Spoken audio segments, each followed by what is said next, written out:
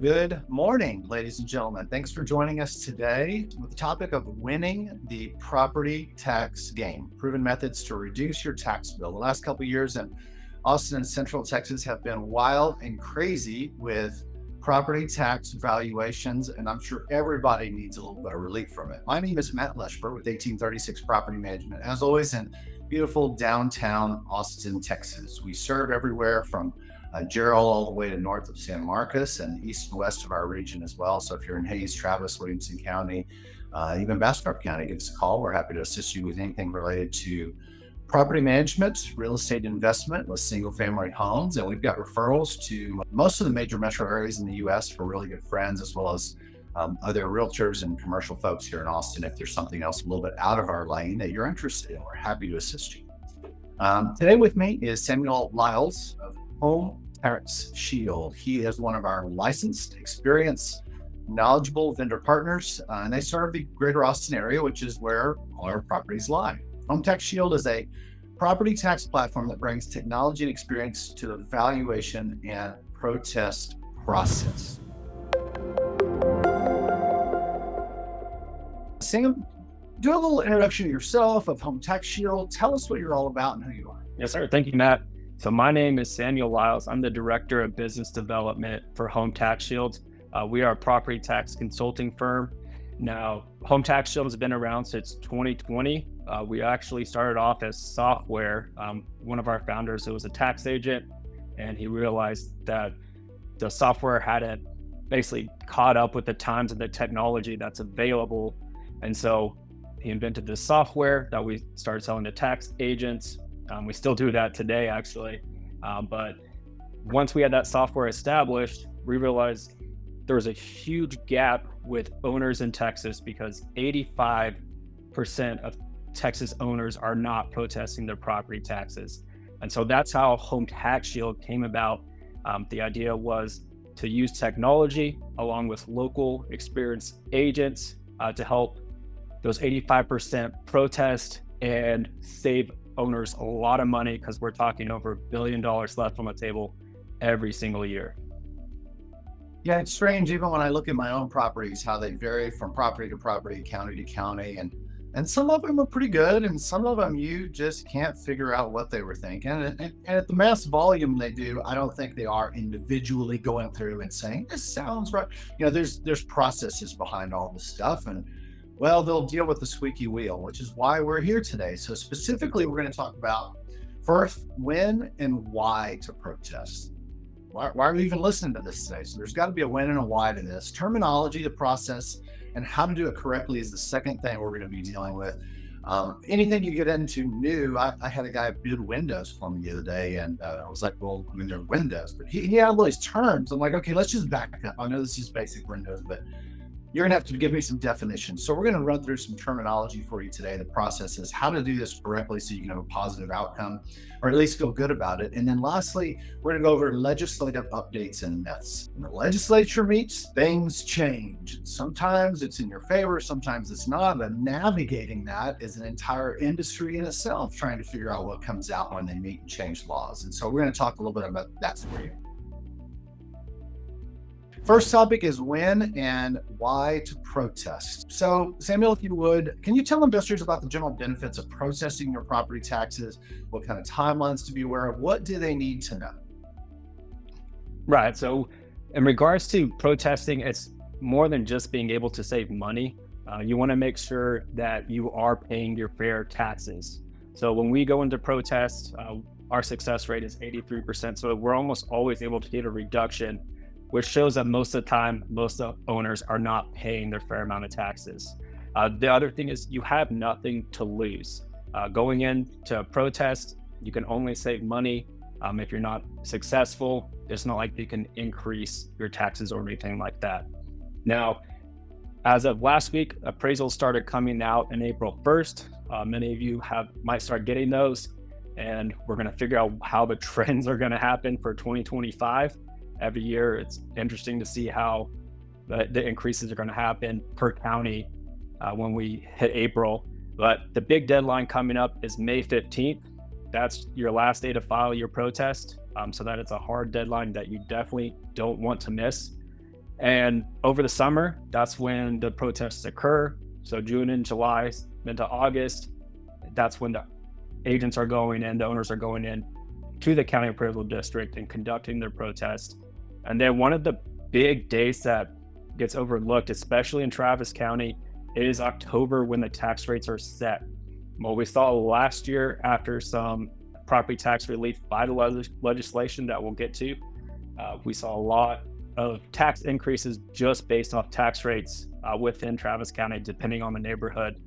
We had a lot of horror stories, unfortunately. So now October has become a big day to look out for. So go over, if you would, with this. What did I miss in this list here? You're typically getting what kind of reduction for those owners? Did I miss that? Yeah, so I didn't mention that. So we're usually getting between a 5% to 6% reduction. If the owner, like many of your investors, doesn't have exemptions, then our success is going to be even greater than that. Remember, typically with the exemptions you have, the main one is the 10% homestead cap. And so that does provide some protection. But if there's no exemption on there, the county can raise it. We've seen properties in Travis double in value on their appraisals, which is horrible. And then, 50%, there's just some really big numbers out there. And one of the reasons you want to be protesting every single year is because if you miss a year, you can't go back and protest. So for example, I missed a year, my property taxes increased, and I'll never be able to get that back. The only way I can get closer down to saving the money that I had by protesting every year is to protest every year. So if you protest your first year, you might get really good results. But if you protest every single year for 5 years, you're going to keep your value down, you're going to get compound savings, and you're going to be able to save thousands of dollars on your property taxes. That's perfect. So one of the other notes I have in this section is about exemptions, about how they may be helpful, but are they helpful every year? And the answer is no. So I'll cover the two main ones that we run into. The homestead exemption, that a lot of confusion is, when does it take place? So one is file. Once you buy your home, you need to file your homestead if you qualify. Depending on the county, that first year you'll get a prorated $100,000 credit. The second year you'll get the full $100,000 credit, and the third year you'll get the credit and you'll be getting a 10% cap, which helps provide protection. The other one is the over 65 exemption, and what's to note about that is it only freezes the school taxes, so the other taxes still can increase. We do hear, I have a homestead, I'm over 65. We hear, why do I need to protest? And we hear, I don't have to pay property taxes, which can be a scary thought. And theoretically, they don't have to pay, but they are going to accrue back taxes. So if you're over 65 and you have that exemption, you have the option not to pay, but then you're just going to start accruing back taxes. So, you're still going to be liable for that. And I can't believe there would be a penalty with that either. And there is some interest. I want to say it's about 14%, something pretty astronomical. Yeah, you're not getting out of that. And I don't know if you saw me make a note myself while you were talking, but for any of your potential clients or our clients who have even changed names on properties that they reside in, you mentioned homestead exemption. On my personal house, I took a portion of it, put it into a trust so that it was more protected in case something happened to me. And that will remove that exemption too. So now I've got to go back in and remember, and that's why I was shooting my own notes, because this is a game of consistency over years. You've got to stay on this, and you want to minimize the expenses as much as possible. But this is a business when it comes to real estate investing. We want to treat it as such. So, yeah, and that's exactly right. And now, as of this year, the counties are going to make you reapply for your homestead every 3 years. So I see a lot of properties when I work with property managers where some of the owners have multiple exemptions. A lot of times it's just accident. They didn't remove the last one. The cats haven't been catching that well, and this is their solution. So now every 3 years, we're going to have to reapply. Yeah, that's something people forget. I almost want to put that on like a dermatologist appointment and just apply every year to annoy them so that they can't get 3 years down the road and something fall through. Not a bad idea. So the second topic we've got is the terminology, the process, and how to do this correctly. I know we do our best to talk in layman's terms, but it's really hard when you're inside an industry to not use some sort of jargon. So tell us what we need to know about terminology and the processes, and really how to go about protesting your taxes. Sure. And so what we run into a lot of times is first value terminology. And there's a lot of different terminology out there regarding values. Like there's a list of 10, sometimes I go over. But for the property tax protest purpose, the values you need to know is your market value. That's what you can sell your home for. You want that as high as possible. You have your appraisal value. That is the notices that are going out this month that the county is appraising your home for that year. And then you have your assessed value, which is the end value after the protest if you conduct one. And the assessed value is what the tax rate is going to be applied to. And some of the other confusing terms is the CADs will interchange market value with assessed value.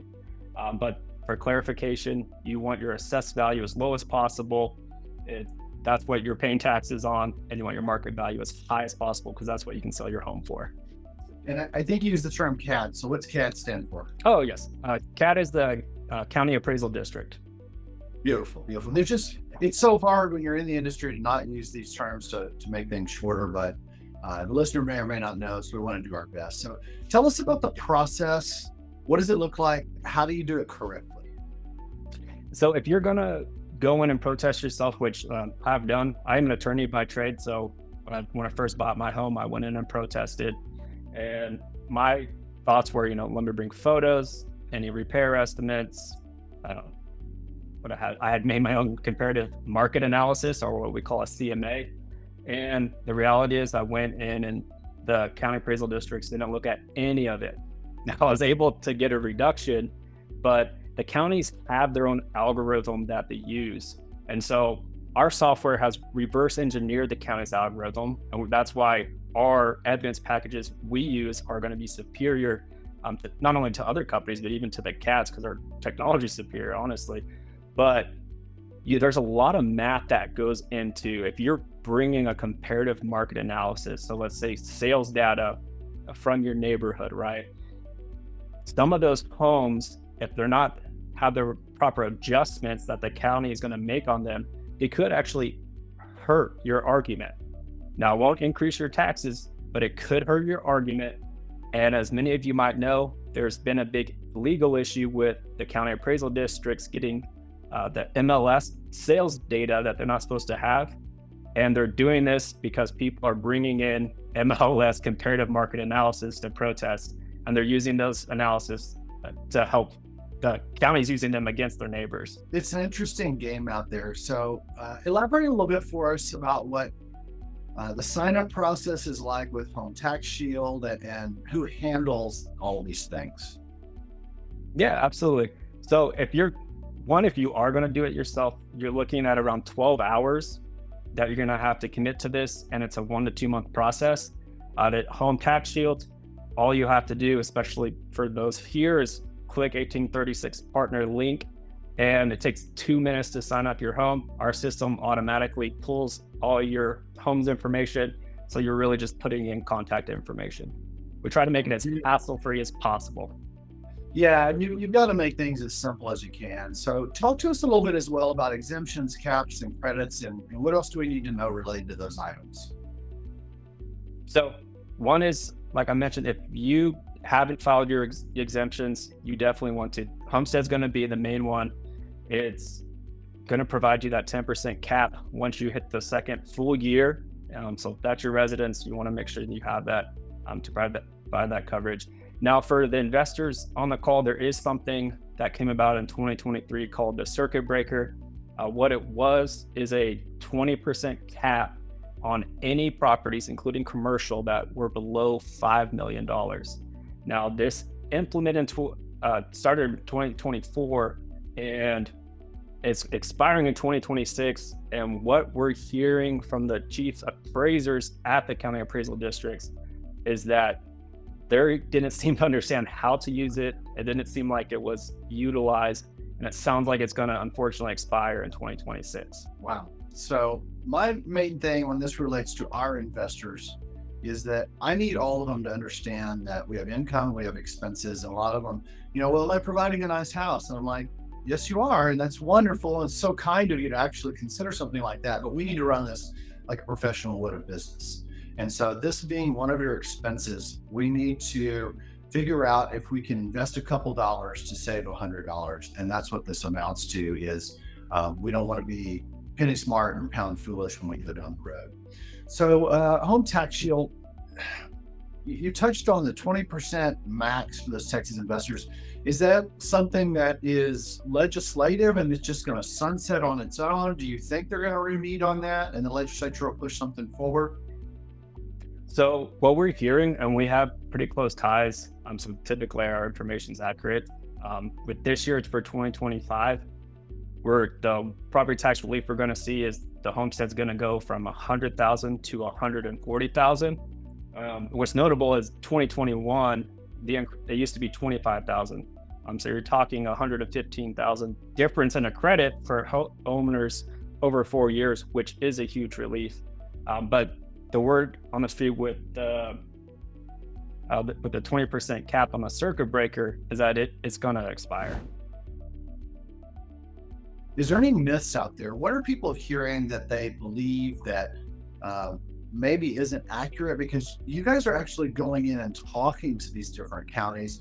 You're doing this with thousands of repetitions. What are people reading in the interwebs and on the Facebook that is probably not accurate and they need to be aware of?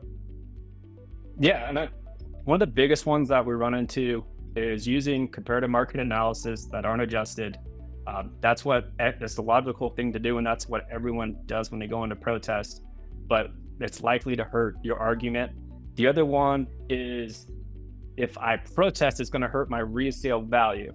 Now, when I go to look at a home to purchase, I actually want to look at the assessed value, make sure it's as low as possible, because property taxes are going to be one of the greatest costs with owning a home in Texas.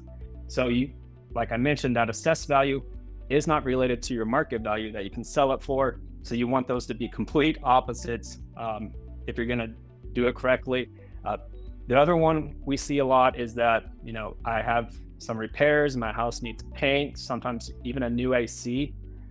And how it really plays out is that if it's not over $8,000, some of the counties won't even consider it. Fascinating. And the nice thing with Home Tax Shield, since we use software, anyone who signs up, they can actually upload any documents, closing statements, estimates, and we will consider them. I was talking to Comal County, member of the appraisal review board last week, and he said they actually do consider. So there are counties out there that will, and so you might as well submit. Our tax agents will use those to the best of their ability. But even though it's logical that you need to paint your house, that should lower your value, that's usually not the case. I love all these little tips and tricks that everybody tries to play to work the system. But the truth is the system is pretty resilient at this point because they've seen a lot of tips and tricks come around. So, well, Samuel, I think we've covered most of this today. I'll give you a spot just in case you've got some notes on anything that I failed to bring up. I think I did skip around a little bit today. I apologize for that. It was a pleasure getting you in front of our investors and in front of our network. We know you well at 1836. You're one of our trusted go-to vendors for the tax protest side of things. And what else would you like to share about Home Tax Shield that maybe we didn't get out to everybody? Yeah, so one of the key things about Home Tax Shield is that we're trusted locally. So our agents are local to that county. They already have relationships with that county appraisal district. Our customer service is all local as well. If you need to chat with someone on our website, a lot of times even our CEO will jump in on there. He's on there every day actually. And so you're going to get that local support, and you're going to get some of the most experienced agents handling your property so that your protest is going to be as successful as possible. And unfortunately for the industry, one thing we do promise is if you sign up, we will protest. Sometimes that's not the case, which is unfortunate. But every single time we have a home sign up with us, we go in and we protest the best of our ability to make sure that they save as much money as possible. So we really love having you guys as one of our preferred vendors. And if you are watching this, what does a preferred vendor mean? It means somebody that we can actually stand behind, that we know. It's really nice when our clients or customers get discounts, and you've offered this today if they'll use the link that we've already posted in the chat here, and that's nice. It's, I think, more important when you have someone that you can count on that is reputable and that does the work that they say they're going to do. The internet is the Wild West. If you're out there looking for somebody who will show up and do what they say, the internet is a little difficult to sort through because it's the world's data at your fingertips. So when you have someone that's local that's been doing this, I think we're in our 18th year this year of doing this. We not only partner with people who we can rely on because we can't have headaches, but we reevaluate those partners annually because sometimes people go up and people go down and lives change and things like that. And so if we're standing behind someone that's one of our preferred vendors, it's because they're consistent and we found them to be reliable. So I hope that that's a really reputable firsthand knowledge of what's going on, instead of just people randomly on a keyboard saying, I don't like this bread pudding at this restaurant. And it's like, well, that's because it's an Italian restaurant. They don't make bread pudding. But when it comes to one of our vendors, we believe that you can stand behind them. And that's why we're willing to put our names next to theirs and kind of push this out. So as you're wrapping this up, if you are one of our viewers, this is an email as well as our website. If you have questions, you can reach out to us, whether it's about this, whether it's about real estate investing, anything else. Samuel, I can't thank you enough for taking the time to be a great partner, for working with us, for collaborating with us on the back end in a very professional manner. If you're running a business, you're breaking eggs. Every day to make that omelet, something's going to go wrong, no matter how hard you try, no matter how perfect you want to be. And finding vendors that will work with you for a positive solution and keep moving forward is not always easy to find. And you guys are certainly one of those people. So we appreciate and value our relationship with you. We appreciate you helping educate our investors, and just really glad you're with us today. Thank you, Matt. Yeah, we appreciate partnering with you. And what I love seeing is real estate professionals like yourself going the extra mile to take care of their clients and their investors, to protect that investment for them. So it's been a pleasure speaking with you today, and I appreciate you having me on. Thanks so much for your time. And ladies and gentlemen, if you'd like to follow up with either of us, you're always welcome to do so. We're here to make real estate investing easy for you. If it's your primary residence in addition to real estate, Samuel is here to keep those assessed values of your taxes as low as possible and help you guys keep the money in your pocket. Thanks so much for your time today. We look forward to seeing you on our next Crowdcast. See you soon.